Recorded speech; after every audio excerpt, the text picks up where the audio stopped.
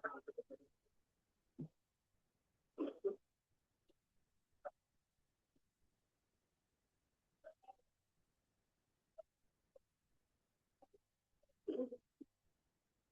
Quran saya satu.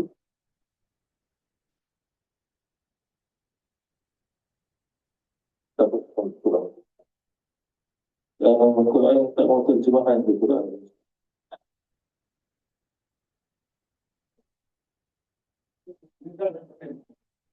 Ada tak apa.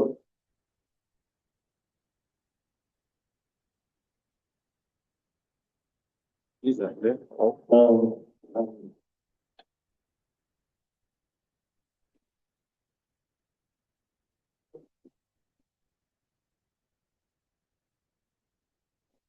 Bismillahirrahmanirrahim. Alhamdulillahirabbil alamin.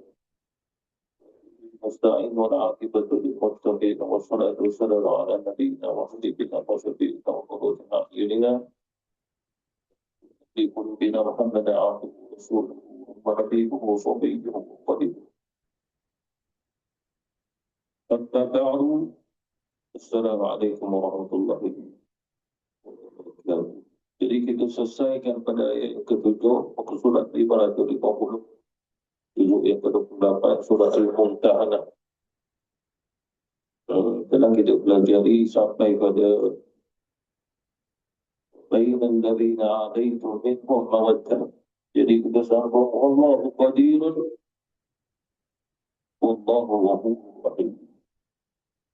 Pada ayat yang kedua ini Allah Subhanahu wa taala menutup dengan antara namanya Al-Qadir ataupun Qadir. Dan begitu juga Allah Subhanahu wa taala menutup dengan namanya Ghafur. Allah Subhanahu wa taala juga menutup dengan namanya Rahim. Sekiranya kita perhatikan nama-nama Allah Subhanahu wa taala ini, Allah menyebut Wallahu Qadir, Wallahu Ghafur Rahim. Tidak disebut Wallahu Ghafurun wa Rahim. Maknanya ada tidak demikian betapa adanya kerana yang mengajar kita. Allah Subhanahu wa taala pada namanya, pada perbuatannya tidak ada tertib.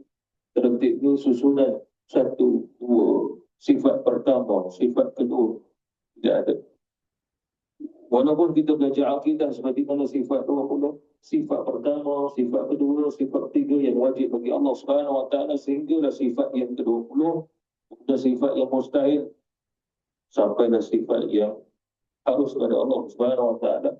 Tetapi itu bukan menunjukkan pada tertib. Tertibnya adalah pada pengajian kita. Satu persatu. Jadi Allah Subhanahu wa taala pada sifatnya tidak wujud tertib pada sifat-sifat. Nampak agaknya kerana hubungan tertib itu ada hubungan masa, zaman, waktu. Satu, dua. Nak kedua, selesaikan satu. Kerana Allah Subhanahu wa taala Maha berkuasa. Kuasa Allah Subhanahu wa taala itu penting. Maksudnya apa? Sebelum Allah Subhanahu wa taala menciptakan makhluk dan makhluk tak mengenal Allah Subhanahu wa taala belum menciptakan makhluk, dia tetap qadir, dia tetap Maha berkuasa. Dia adalah Allah Subhanahu wa taala juga yang Maha Pengampun. Dia juga Allah Subhanahu wa taala yang Maha Penyayang. Walaupun tidak ada makhluk, belum diciptakan apa-apa makhluk pada ketika itu. Itu Allah Subhanahu wa taala. Cuma yang perlu kita ketahui, Allah Subhanahu wa taala saja yang ada. Jadi Allah Subhanahu wa taala menghendaki kita mempelajari nama-namanya melalui nama yang disebut dibaca dilafaz. Ada kalimat, ada huruf. Tapi kewujudan Allah Subhanahu wa taala itu sendiri tidak ada hubungan kait langsung. Allah itu wujud dengan huruf, dengan kalimat, nama yang berhuruf, nama yang wujud dengan suara, lafaz. Itu bukan Tuhan kita. Tuhan kita tidak ada kena-mengena, mesti dilafazkan, mesti ada suaranya. Tidak ada demikian. Itulah wujudan pada zat Allah Subhanahu wa taala yang mawujud. Oleh kerana itu dah kata ulama, bila kita bersyahadah la ilaha illallah, kita menafi ke Allah Subhanahu wa taala itu wujudnya Allah dengan lafaz, dengan kalimah, dengan huruf, dengan masa. Itu semua termasuk penafian. La, itu nafi itu. Isbatnya illallah menunjukkan bahawa itulah Allah Subhanahu wa taala yang tidak ada kaitan langsung dengan hubungannya dengan makhluk. Jadi Allah Subhanahu wa taala menyebut Allahu Qadir, Allah Subhanahu wa taala Maha berkuasa.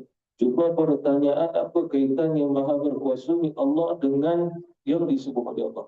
Asallahu wa yaj'alakum bainakum wa bainal ladzina 'adaitum minhum mawaddah.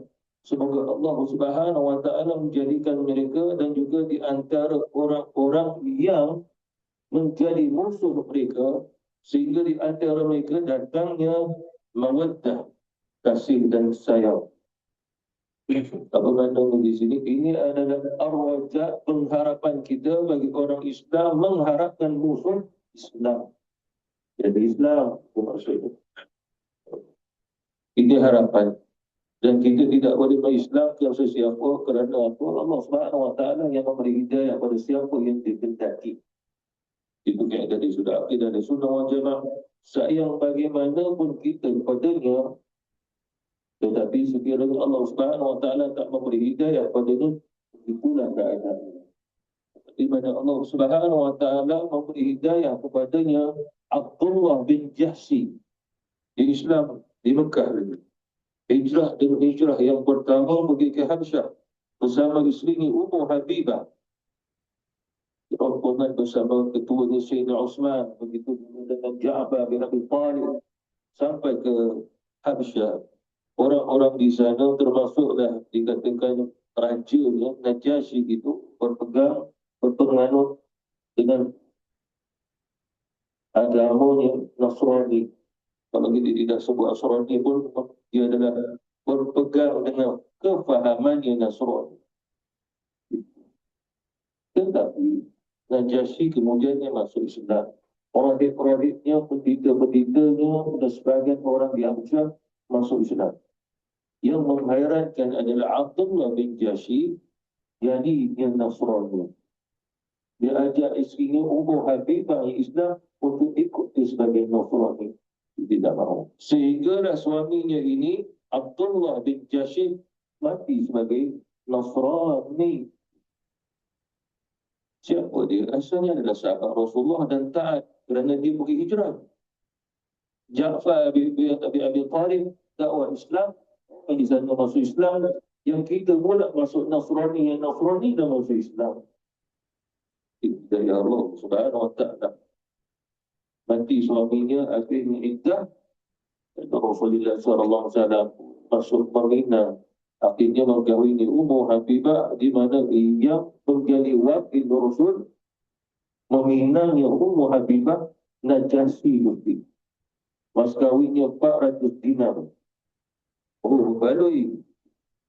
Ini setakat 15,000 tak jadi yang ini. Pada kurang 150,000 pun mas kahwin. Yang hari ini. Tapi mahal lah Ustaz, 150,000. Takkan nak letak RM15 kau anak perempuan tu. Takkan nak letak RM1,000, RM2,000 kot. Gitu. Kita hari ini terpisah ni. Sebaik benchmark mas kahwin adalah yang paling murah. Bukan itu maksud. Kita berpegang yang salah, pahaman yang salah. Disebabkan Rasulullah SAW uswatun hasanah gitu. Mas kahwin Rasulullah kalau dikira dengan ringgit Malaysia ini, semua lebih 10,000. Ya Rasul, kita bukan Rasul. Dia dah berdalil. Cuma soalannya, ini mas kahwin 300, itu ke seorang perempuan harga pada mas kahwinnya 300. Sebab 300 itu jadi isteri. Bila bagi dia 300, itulah nilai dia. Maka kalau berlaku perceraian, dia minta cerai, maka minta RM150 lebih. Setengah. Sebab dia minta cerai, bagi minta setengah. Kita tetap bantu. Itu dekat Indonesia, mas kahwinnya centul je. Oh.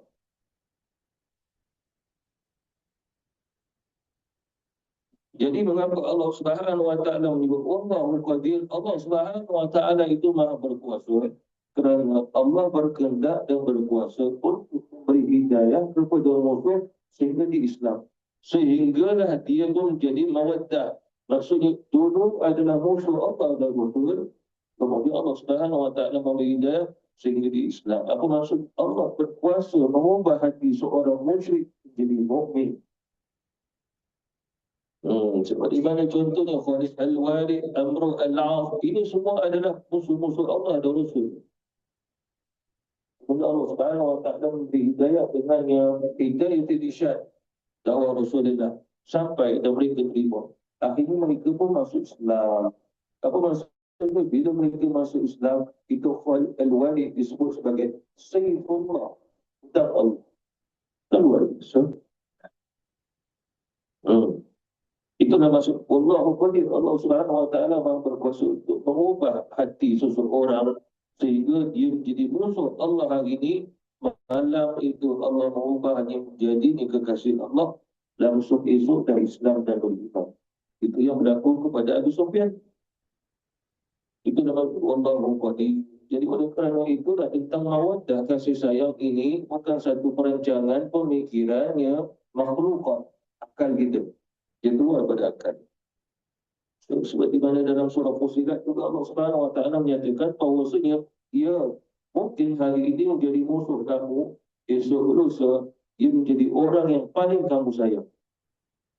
Kenapa? Kerana dia mukmin.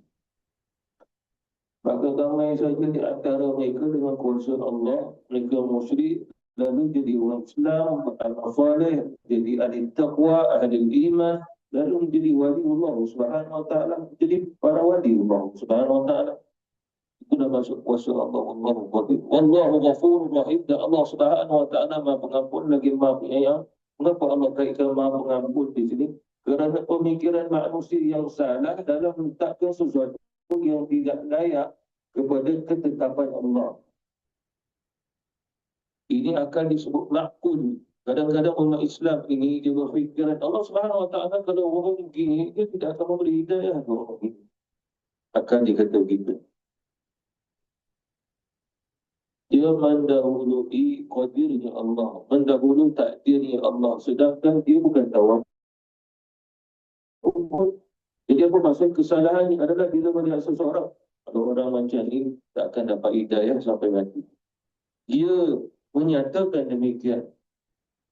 Sedangkan Allah Subhanahu wa taala saja yang tahu sebab yang memberi hidayah itu Allah. Dia ni kata orang ini tidak akan dapat hidayah sampai mati. Tengok dia mati, kemudian orang itu Islam dapat hidayah. Itu maksudnya. Lalu orang ini dengan makulnya Allah Subhanahu wa taala ampunkan. Kenapa ampunkan? Kerana kejahilan dan sifat tergesa-gesanya di dalam agama. Cuma dengan apa yang dibahaskan, ini tidak mencederakan, merosakkan agama.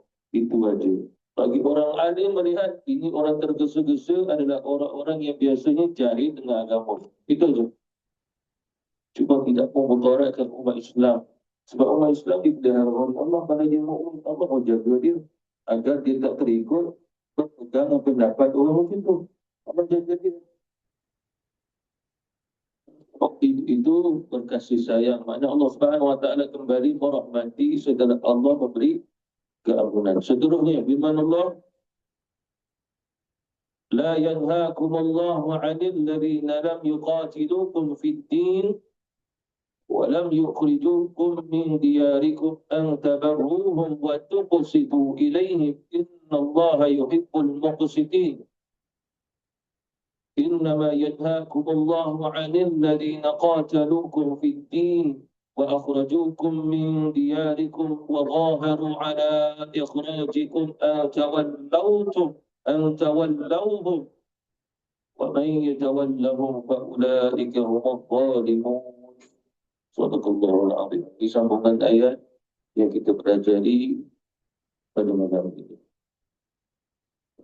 Yanhaakumullahu 'anil ladzina lam yuqatilukum fid-din. Allah Subhanahu wa taala tidak melarang kamu agar kamu mengadakan satu hubungan dengan hubungan yang baik agar antabarruhum wa tuqsitu. Kamu melakukan kebaikan kepada mereka dan bersifat adil kepada mereka. Siapa? Anil ladzina lam yuqatilukum fid-din. Di kalangan orang-orang yang tidak memerangi kamu Dan begitu juga golongan-golongan yang tidak mengeluarkan kamu daripada Mekah pada ketika itu. Maknanya menghalau Islam yang beriman. Yang maksudnya di sini Allah Subhanahu wa taala melarang kita seperti mana ayat yang pertama, la tattakhidhu aduwwi wa aduwwakum awliya. Jangan jadikan musuhku, musuh kamu sebagai teman setia. Tetapi di sini ada pengecualian, kata ulama, ini menunjukkan bukan secara mutlak. Mengapa agaknya? Kerana ayat ini menjelaskan tentang kategori orang-orang musyrikin. Ada di kalangan orang-orang musyrikin di Mekah sana, memang mereka akan memerangi sehingga membunuh Islam, manusia Islam. Siapa saja Islam yang beriman, mereka perangi. Maksudnya, sehingga mereka sekiranya ada peluang untuk membunuh, mereka akan membunuh. Itu golongan yang pertama. Golongan inilah yang berperang itu. Antaranya adalah orang-orang yang tidak mahu Nabi berada di bumi Mekah dan orang beriman, lalu dihalau Rasul. Itu yang cerita hijrah. Sekiranya masih ada sekiranya mereka berpakat mahu membunuh Rasulullah SAW, kita telah kita pelajari juga tentang bagaimana Rasulullah keluar dari Mekah.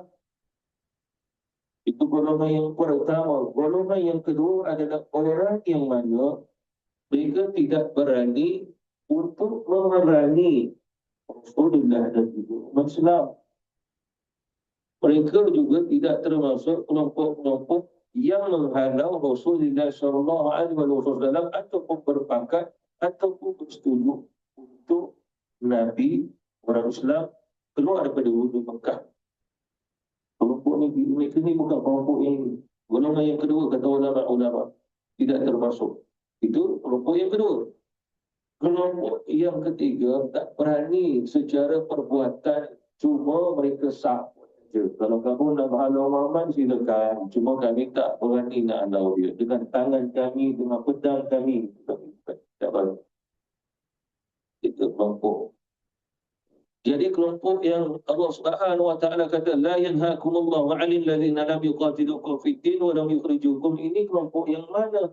Kelompok yang mana tidak ada kaitannya mahu memerangi Islam dan tidak juga berpakat dan bersetuju agar Nabi umat Islam dihalau keluar daripada bumi Mekah.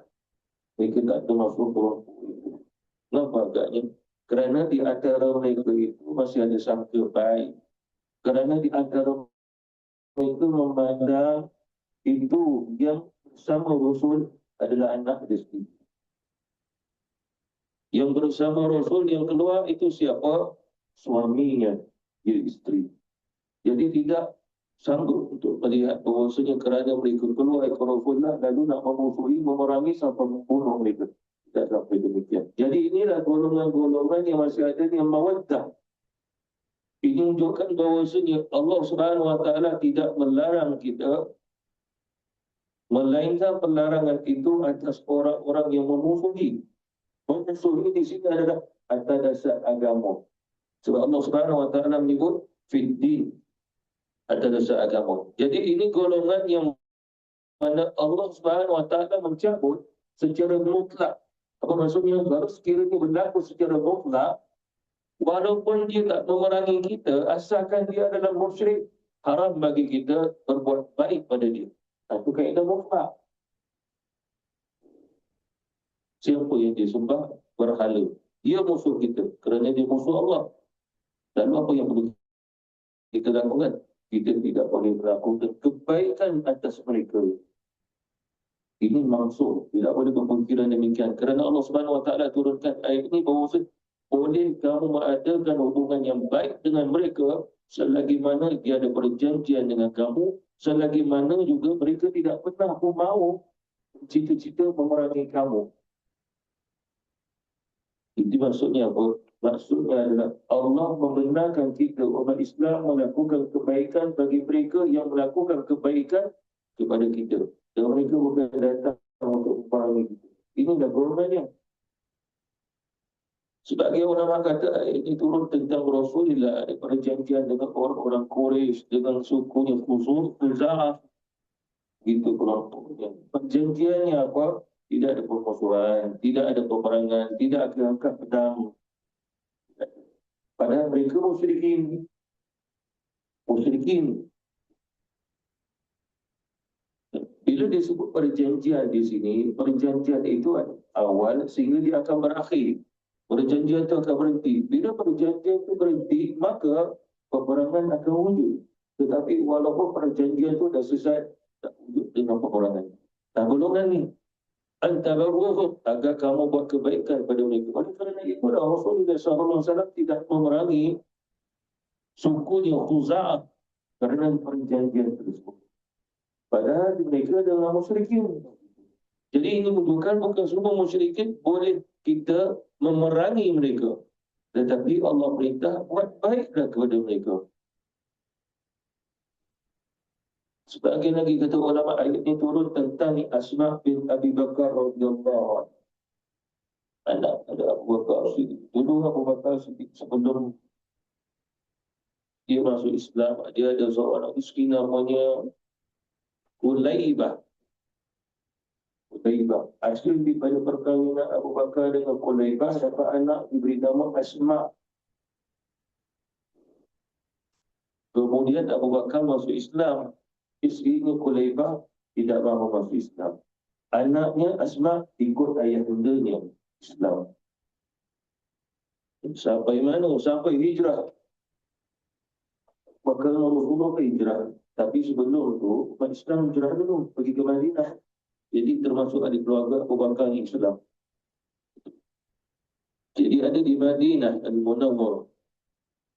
Ada dua riwayat di sini. Riwayat yang pertama bahawa sini ibunya Qulaibah rasa dia ibu kepada anaknya Asma. Anaknya di mana? Di Madinah sebab hijrah Abu Bakar. Dan tidak ada hubungan suami isteri dan sebab Qulaibah itu kafir, musyrik. Lalu dia datang ke Madinah. Bila sampai ke Madinah, dia tanya, aku mencari anakku Asma. Ayahnya adalah Abu Bakar Siddiq. Lalu diberitahu, Asma pun jumpa ibunya. Ibunya bawa lah berapa hadiah, tapi dia enggan menerima, bahkan dia lari ke Rasul. Sampai ke Rasul, dia pun beritahu apa yang berlaku. Lalu Rasulullah SAW pun diam. Dalam diam Nabi turun ayat. Itu bahasa wahyu bila turun tak semestinya dia dalam qiraah, bacaan. Dia turun dalam makna. Bila sampai makna, Nabi tahu bagaimana nak mengatur bacaan melalui Jibril alaihi wasallam baca daripada Nabi. Itu jadi Quran. Tapi turun makna. Selesai saja Rasulullah SAW pun mengatakan atas dari sudut makna. Nabi tak baca ayatnya lagi. Nabi menerangkan makna ayatnya. Sebab Allah Subhanahu Wa Taala tidak mengharamkan dan melarang kamu untuk adakan kebaikan buat baik dengan ibumu. Pergilah nyambutnya dan ambillah hadiahnya dan buat baiklah dengan dia. Barulah turun Rasulullah membacakan لا ينهاكم الله عن الذين لم يقاتلوكم في الدين ولم يخرجوكم. Kerana yang ibunda begitu Qulaibah tidak pernah pun bersama-sama dengan tentera musyrikin Quraisy atau Muslim pada mereka yang mahu memerangi Rasul dalam Badar, dalam Uhud. Tidak termasuk. Kita bahasa kita hari ini dia buat hal sendirilah, tak ada langsung nak berpakat memerangi Islam. Itu ibunya Qulaibah. Itu satu riwayat. Riwayat yang lain pula pada hari ini Fatul Makkah 8 Hijriah dilakukan bersama ramai orang Islam pergi ke Makkah. Tahun yang ke-8 Hijrah kita sebutnya Fatul Makkah. Lalu Asma pun ikut sampai ke pintu gerbangnya kota Makkah. Ibundanya Qulaibah tunggu. Itu anak dia, anak kandung. Dia bawa beberapa hadiah antara anting-anting. Beberapa lagi lah perhiasan-perhiasan nak diberi kepada anaknya Asma. Asma tengok dalam hatinya seperti mana melihat musuh. Apa maksud musuh? Dibencinya. Padahal itu ibunya yang mensukannya, melahirkannya. Tapi oleh kerana ibunya musyrik, dia melihat sebagai musuh. Kenapa agaknya? Sebab Allah kata, la tattakhidhu aduwwi wa aduwwakum awliya. Kerana mereka memahami siapakah musuh Allah? Musuh Allah orang-orang yang mempertahankan kesyirikan, musyrik, menentang Allah dan Rasul, menentang agama itu sendiri. Allah sebagai Tuhan dia menolaknya. Allah sebagai pencipta tidak mahu diterimanya dan musyrik ke Allah. Itu musuh. Dan itu mungkin tak apa yang difahami oleh ini Asma'. Lalu dia tidak menyambut. Ada ibunya menyambutnya. Lalu dia tanya ke Rasul. Rasulullah SAW pun dah tahu ayat ni dah turun ke Rasul. Lalu Rasulullah kata, ya Asma', pergi sahur. Sambutlah ibumu. Kerana Allah Subhanahu Wa Taala tidak melarang kita untuk adakan hubungan baik dengan mereka. Kerana mereka tidak termasuknya yang memerangi kita. Tetapi walaupun mereka tidak memerangi, adakah mereka termasuk lagi musuh Allah dan juga Rasul? Dia musuh sekadar zahir tapi batinnya tidak termasuk. Kalau batinnya zahir, batin termasuk, maka itu dilarang oleh Allah. Pasti dia akan membunuh kamu walaupun kamu anak. Kaidahnya gitu.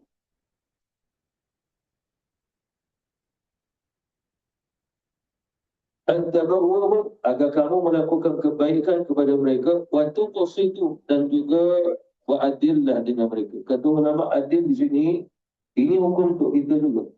Ini orang kafir, dia buat baik dengan kita. Balaslah kebaikan yang dia lakukan seperti mana yang dia lakukan kata kita, maka balasilah dengan balasan yang sama. Itu adil. Itu waktu positif. Kadang-kadang di belanja kita ini, kita dah satu ofis dengan dia, esok kita belanja dia pula. Bulan ni semua gaji dia bagi kita, bulan depan semua gaji, jangan bagi kat dia. Tuan dia. Ada ke orang nak buat macam tu? Tak ada. Haji tu kata mana ada, sebab pengalaman dia macam tu. Mana ada orang nak buat begitu kan? Jadi itu termasuk daripada hukum. Itu yang maksudnya waktu ke situ. Begitu juga kata ulama, waktu ke situ adalah walaupun dia kafir, dia musyrik, kita tak masuk campur dengan kemusyrikan dia. Dia pun tak masuk campur dengan agama kita. Tak pernah hina, tak pernah mengecilkan agama kita, tak pernah nak bahas perbahasan agama, tak pernah tak setuju dengan kita. Dia tidak termasuk. Dia bagi hadiah ke kita, maka balaslah dengan hadiah. Itulah waktu positif. Ini Allah Subhanahu Wa Taala perintah dan wajibah, hukum wajib. Jadi bila dia dah buat baik dengan kita, jangan langsung kita menampak dia seperti mana musuh Allah dan Rasul, terus kita tak melayaninya. Sedangkan dia tak termasuk golongan itu. Golongan ini yang mudah untuk kita dakwah kepada dia. Sebab dia menyahut, hati dia bermula menyahut Islam. Itu yang memudahkan dakwah. Itu yang Allah perintah buat adil. Inna Allah yuhibbul muqsitin. Sesungguhnya Allah Subhanahu Wa Taala menyukai orang yang melakukan keadilan walaupun dia kafir sekalipun. Mengapa? Kerana dia larang bagi kita melakukan kezaliman atas orang yang kafir. Mentang-mentang dia kafir, kita pulau dia. Mentang-mentang dia kafir, kita pukul dia. Mentang-mentang dia kafir, kita menzalimi dia.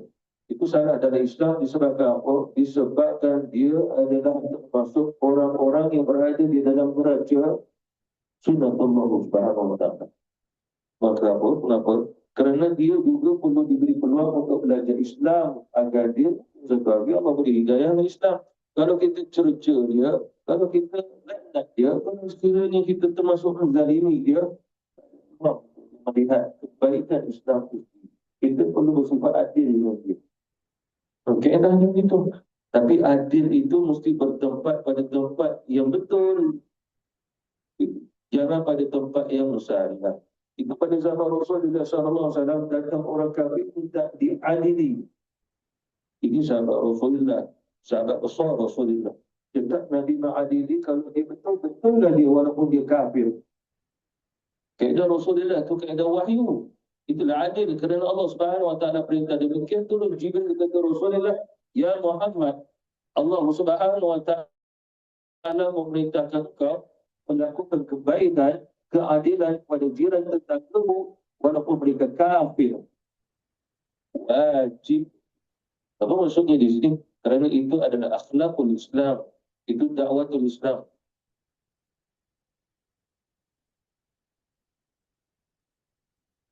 Innama yanhaakumullahu 'anil ladzina qataluukum fid dini wa akhrajuukum min diyarikum. Hanya semua yang dilarang oleh Allah Subhanahu wa taala kepada kamu, iaitu Allah Subhanahu wa taala melarang kamu mengadakan hubungan yang baik kepada orang-orang yang memerangi kamu tentang agama, pada memerangi agama. Begitu juga mereka dan golongan-golongan yang telah mengeluarkan kamu daripada kampung halaman kamu. Makkah al-Mukarramah wa dhaharu ala ikhrajikum an tawallawhum. Dan begitu juga mereka golongan-golongan yang membantu antara satu sama lain agar kamu dapat keluar daripada bumi Mekah. Bukan support tadi bagi dana termasuk antawallawhum, yakni sehinggalah kamu itu jadikan mereka sebagai teman setia. Itu yang dilarang oleh Allah Subhanahu wa taala. Yang ini kembali ayat pertama, la tattakhidhu aduwwi wa aduwwakum awliya. Maksud ini ayat ini, maksudnya di sini adalah ya Allah larang kamu adanya hubungan baik dengan mereka sehingga menjadikan mereka teman setia kamu, sekiranya mereka lah orangnya yang telah menghalau kamu, apatah lagi memerangi kamu. Dan sehingga mereka juga golongan-golongan yang memutuskan melanggar perjanjian dengan kamu. Seperti bagi contoh, Rasulullah SAW mengikat perjanjian Hudaybiyah. Perjanjian itu ada masanya, Hudaybiyah. Kemudian di kalangan orang musyrikin melanggar perjanjian Hudaybiyah. Jadi nampak sungguh mereka memerangi Islam kerana mereka melanggar perjanjian. Bila melanggar perjanjian, maka mereka melanggarnya. Apabila mereka itu melanggarnya perjanjian, maka menunjukkan mereka termasuk golongan yang memerangi Islam dengan melanggar perjanjian tersebut. Lalu golongan ini Allah Subhanahu wa taala larang antawallawhum. Jangan kamu jadikan mereka sebagai teman setia mereka sehingga kamu mengikat satu persaudaraan dengan mereka. Padahal itu dilarang oleh Allah Subhanahu wa taala walaupun mereka termasuk di kalangannya ahli keluarga kamu. Disebabkan para sahabat masuk Islam, ada di antara mereka ayahnya tidak Islam, menjadi musuh Allah dan Rasul sehingga mereka memerangi. Sehinggalah anaknya membunuh ayahnya yang musyrik itu. Itu dalam peperangan Uhud. Dalam peperangan Badar pun itu. Jadi bermaksudnya di sini Allah Subhanahu wa taala perintah perangilah mereka walaupun dia ahli kerabat.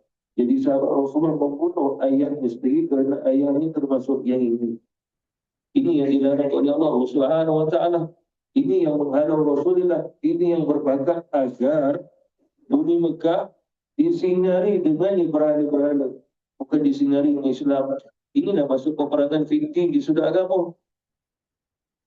Mengapa agaknya? Kerana Mekah Allah Ta'ala punya, Baitullah Allah Subhanahu Wa Ta'ala punya. Tapi mereka mahukan sebagainya tempat mereka hidup. Kemudian menyembah berhala. Lalu Allah Subhanahu Wa Ta'ala turunkan ayat dalam surah At-Taubah. Innama ya'muru masajid Allah man amana billahi wal yawmil akhir. Yang layak memakmurkan Baitullah itu hanya orang beriman dan juga yang beriman kepada Allah dan beriman pada akhirat. Pada itu orang yang beriman dan iman yang sejati. Innamal musyrikuna najasun. Sesungguhnya orang-orang musyrikun najis. Dia tidak layak untuk memakmurkan rumah Allah Subhanahu wa taala. Jadi golongan inilah tidak mahunya Islam tampak di situ. Kalau kita datang, mereka mahu memerangi kita. Bahkan belum datang pun itu memerangi kita di Badar, di Uhud, di Khandaq. Jadi apa maksudnya di sini? Ini yang dilarang oleh Allah Subhanahu wa taala agar jangan kita mengadakan hubungan baik dengan mereka. Disebabkan mereka tidak akan pernah mengadakan hubungan baik dengan kita. Ini sebagai ulama mengatakan kafir itu mempunyai bahagian. Ini disebut sebagai kafirnya harbi, kafirnya musuh. Sedangkan kafir yang kita buat baik dengan mereka adalah kafir zimmi.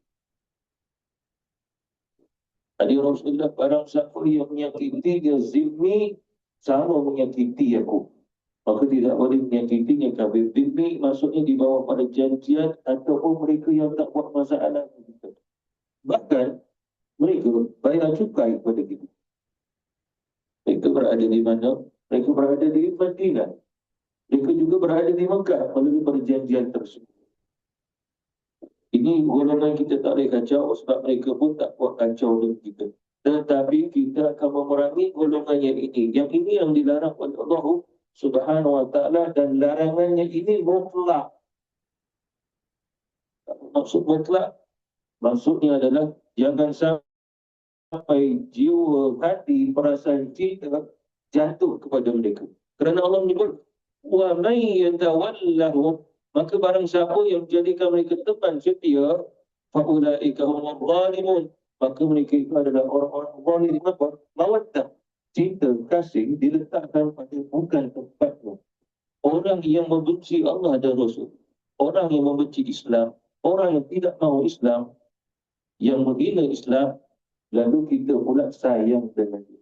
Dan Allah kata, kamu melakukan kezaliman. Kezaliman maksudnya tidak meletakkan sesuatu yang telah diletakkan oleh Allah pada tempatnya. Maka hati kamu ada perasaan, ada cinta. Kamu telah luahkan, kamu telah letak kepada musuhku dan musuh-musuhku. Yang mereka adalah musuh kamu juga. Tidak layak bagi kita letak hati kita, cinta kita kepada golongan-golongan yang memusuhi Allah Subhanahu wa ta'ala dan juga Rasul. Apatah lagi pada hari ini, jangan sampai kita juga meletakkan kasih, suka, sayang kepada mereka yang tak sejata dan memerangi kita, membunuh anak-anak kita, membunuh saudara-mara kita di Palestin ke ataupun di mana, bom sana, bom sini, meletup sana dengan senjata dia, hospital, sekolah. Jadi hati jangan sayang kat dia. Sebagai ulama kata bahawa kamu boleh jatuh kafir kalau sayang dia. Ulama yang keras fatwa. Kenapa agaknya? Kalau kamu sebagai pemimpin sayang, orang bawah nampak pun sayang juga. Kamu berkata sayang, orang bawah kamu pun sayang untuk kamu. Itu keadaan yang gitu. Jadi jangan kamu memulai. Jangan kamu memulai. Sebab orang lain akan memulai. Sebab apa pada zaman Rasulullah SAW itu pasal ada sahabat yang fikir panjang. Dia boleh buat sesuatu atau ijtihad, tapi dia tak mahu melakukan kerana dia tidak mahu memulai. Antaranya Umar Al-Khattab. Dia sampai ke Syam, Palestin. Di sana banyak gereja. Masjid gereja. Sehingga tengok waktu solat dah masuk. Lalu Qadam ya Umar, waktu solat dah masuk, kita tengok keadaan sini yang bersih gereja. Maka kita solat ya Umar. Umar masuk, dia diam. Solat dekat luar. Habis selesai ditanya, ya Umar, kenapa kau solat dulu? Aku tidak mahu memulai. Kalau aku memulai menjadi hujah bagi umat Islam, saja masuk gereja, solat saja tanpa darurat. Padahal di dalamnya ada patung itu, patung ini, hiasan itu, hiasan ini. Adakah boleh membina ni kekhusyukan? Kita solat dalam bilik, itu cermin nampak muka kita pun hilang khusyuk, apatah lagi gereja. Berapa banyak cermin yang berkala-kala dalam tu. Jadi kita nampak seorang tidak mahu memulai. Kerana kalau dia memulai, Islam akan memulai dulu. Yang beriman kepada Allah. Allahu ta'ala ana wa billahi taufiq wal hidayah. Wassalamualaikum warahmatullahi wabarakatuh.